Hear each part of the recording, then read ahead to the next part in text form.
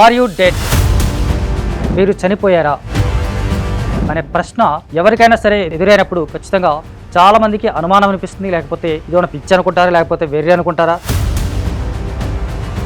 నిజానికి ఆ ప్రశ్నకి సంబంధించి చూస్తే కనుక చైనా దేశంలో ప్రస్తుతం ఆర్ యూ డెడ్ అనే ఒక పేరుతోటి ఒక యాప్ క్రియేట్ చేశారు. అంటే చైనా అనగానే మనకు రకరకాల ప్రశ్నలు వస్తూ ఉంటాయి, రకరకాలైనటువంటి ఇష్యూస్ గుర్తొస్తూ ఉంటాయి, రకరకాలైనటువంటి అంశాల పట్ల కూడా చైనా మీద ఉన్నటువంటి అభిప్రాయాలు కనిపిస్తూ ఉంటాయి. చైనా ఏంటి పిచ్చి, చైనా వేరేరా, రకరకాల మాట్లాడుతూ ఉంటారు. చైనా విషయాల పట్ల కూడా చాలామందికి నెగటివ్ ఒపీనియన్స్ ఉంటాయి, లేదా నెగటివ్ ఇష్యూస్ పట్ల మాట్లాడే అవకాశం కూడా స్పష్టంగా కనిపిస్తుంది. కాకపోతే ఈ యాప్కి సంబంధించి మాట్లాడితే మాత్రం ఖచ్చితంగా ఈ యొక్క స్పెషల్ యాప్ తర్వాత చెప్పొచ్చు. ఎందుకంటే అసలు ఈ యాప్ ఏంటి, ఈ యాప్ వెనక ఉద్దేశం ఏంటి అనేది చూస్తే కనుక కొన్నేళ్లుగా చైనాలో ఎవరు పెళ్లిళ్ళు చేసుకోవట్లేదంట. ఆ పెళ్లి చేసుకోకపోవడం కారణంగా అందరూ ఒంటరిగా మిగిలిపోయి, ఒంటరితనం జీవితంగా అలవాటు పడిపోయి సింగిల్గా ఉండిపోయినంత వాళ్ళంతా కూడా ఎక్కడెక్కడో బతికేస్తూ, ఎక్కడెక్కడో ఉంటూ అసలు బతికారా, ఉన్నారా, చచ్చిపోయారా లేదా తెలియకుండా సరిపోతుందంట. ఆ కారణంగా ఒక వారం రోజులైనా 10 రోజులైనా ఆ తర్వాత వాళ్ళు చనిపోయిన తర్వాత తెలిసిపోయిన విధానం, లేకపోతే వారం 10 రోజుల క్రితమే వీళ్ళు చనిపోయారని చెప్పినటువంటి విధానం కావచ్చు, లేకపోతే అసలు ఉన్నారా పోయారా అని ఆరాలు తీయడం కోసం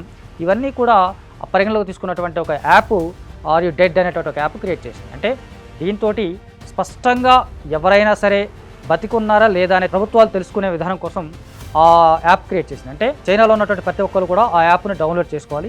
డౌన్లోడ్ చేసుకున్న తర్వాత ప్రతి 2 రోజులకు ఒకసారి ఆ గ్రీన్ లైన్ లేకపోతే రెడ్ లైన్ అనేటువంటి ఒక లైన్ తోటి వాళ్ళు ఆర్ యూ డెడ్ అనేటువంటి ఒక నోటిఫికేషన్ వస్తుంది. ఆర్ యూ డెడ్ అన్నప్పుడు నో అని చెప్పేసి ఒక ఆన్సర్ ఇవ్వడం, లేదా ఎస్ అనే ఆన్సర్ అవకాశం లేదు కాబట్టి ఎలాగూ నో అని చెప్పేసి ఆన్సర్ ఇవ్వడం. ఒకవేళ ఆన్సర్ ఇవ్వలేకపోయినా, లేకపోతే ఆన్సర్ ఇవ్వడం మర్చిపోయినా సరే ప్రతి 2 రోజులకు ఒకసారి కూడా ఆనవాయితీగా మారుతూ ఉంటుంది. అట్ ద సేమ్ టైం వీళ్ళు ఎవరైనా నోటిఫికేషన్లో ఎవరు సమాధానం ఇవ్వడం మర్చిపోయినప్పుడు కూడా ఇమీడియట్గా ప్రభుత్వం నుంచి ఒక సందేశం వస్తుంది. దానికి సంబంధించినటువంటి సంబంధిత అధికారులకు సంబంధించి ఇన్ఫర్మేషన్ వెళ్తుంది. ఇన్ఫర్మేషన్ ప్రకారం ఈ సదరు వ్యక్తి ఇక్కడ ఉన్నాడా లేదా కనుక్కోండి, లేకపోతే అతను బతికే ఉన్నాడా లేదా కనుక్కోండి అని చెప్పేసి 2 డేస్లో మ్యాక్సిమం 3 డేస్లో ఆ ఇన్ఫర్మేషన్ వస్తుంది. అంటే దాంతో అతను చనిపోయాడా లేకపోతే మర్చిపోయాడా అన్న విషయాన్ని మాత్రం స్పష్టంగా తెలుస్తుంది. అంటే దీని ద్వారా ఏం జరుగుతుంది, లార్జెస్ట్ పాపులేషన్ ఉన్నటువంటి కంట్రీలో ఉన్నటువంటి చైనాలో ఇలాంటి సమస్యలు రావడం అనేది చాలా వెరైటీగా కనిపిస్తుంది. అంటే మనకు చాలామంది పెళ్ళిళ్ళు చేసుకోకపోవడం, ఒంటరితనం మిగిలిపోవడం, లేకపోతే వృద్ధులు కావచ్చు, బాగా వృద్ధాప్యలో ఉన్న వాళ్ళు కావచ్చు, కాకపోతే సింగిల్గా ఉన్న వాళ్ళంతా కావచ్చు, లేకపోతే పెళ్లి చేసుకున్న తర్వాత విడిపోయిన వాళ్ళు కూడా